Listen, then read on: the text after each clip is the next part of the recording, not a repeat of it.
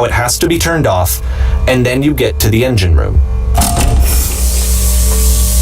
Hey, you there, in the engine room. You could save us all. That beam is powering a whisper ship. We could disrupt it by introducing a great enough heat signature. If your body could stop the beam. It's so much to ask, but for all of our lives, would you do it? Could you give yourself?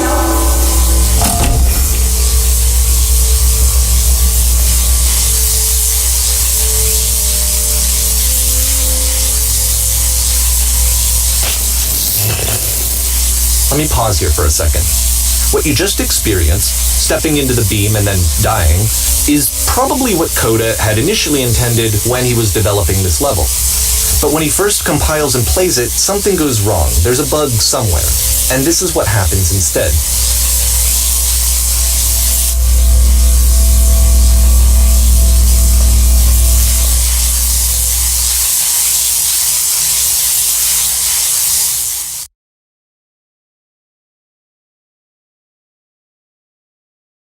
The beam causes you to start floating. And this is an important moment for him. Because yes, this is technically a glitch, but Coda identifies something human about it, like how small it makes you feel in the face of this larger chaotic system. Or this floating could be the afterlife, a peaceful place, juxtaposed against all of the hysteria that you've just had to traverse. I don't even know. I have no idea what he was thinking, but what's clear is that after making this, something lodges itself in his brain. He wants to do more of these really weird and experimental designs. So he stops work on this and moves on to a stream of tiny little games that go in all sorts of directions. Let's go ahead and take a look at the first game he made after leaving this one behind.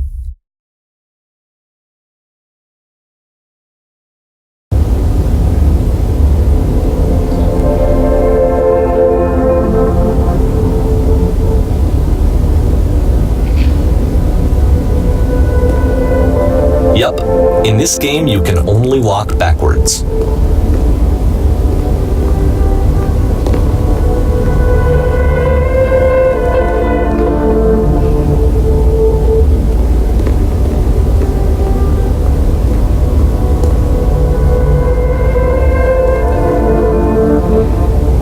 So it's a short and relatively minimalist experiment combining motion and narrative. It is less advanced than the previous game, but actually it seems to be more focused, more complete. Coda's trying to give it a unique voice rather than simply basing it on a pre-existing trope.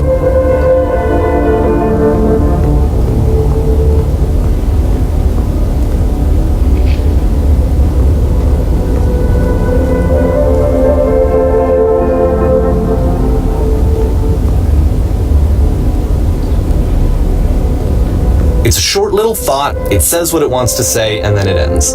Didn't need anything more than that. Which to me is why it works, because it gets out quick. Okay, next one.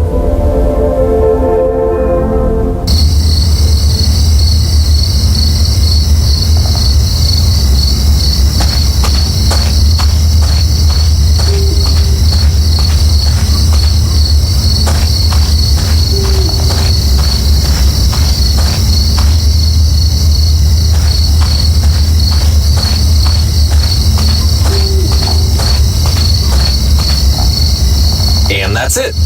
Okay, the meaning of this game won't be clear just yet.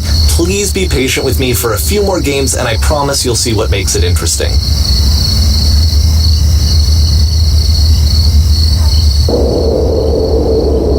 Oftentimes, Coda would put bizarre titles like this one at the start of his games.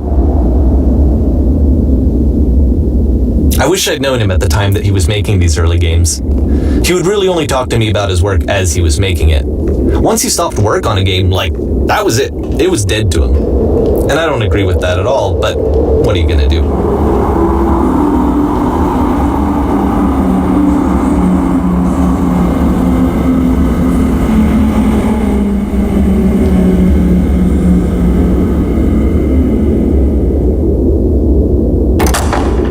Once you've been slowed to an absolute crawl, the door at the top of the stairs opens. So why, if Coda's not showing these games to anyone, why bother opening the door at all? Well, to show you, I'm modifying the game here so that when you press enter, it'll bring you back up to full speed so you can enter the door for yourself.